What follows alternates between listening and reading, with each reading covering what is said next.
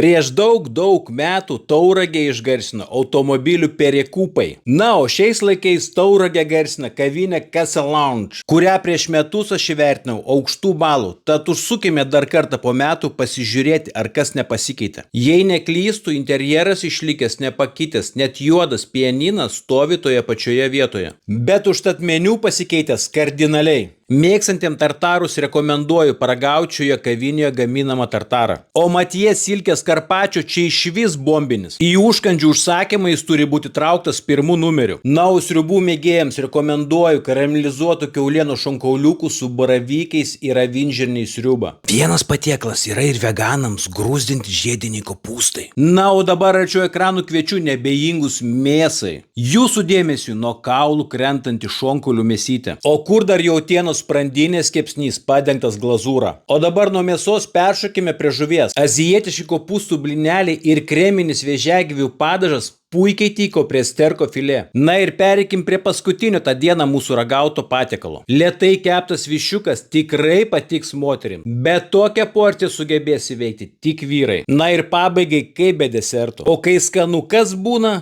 Teisingai, aukštas įvertinimas nuo riebaus katino.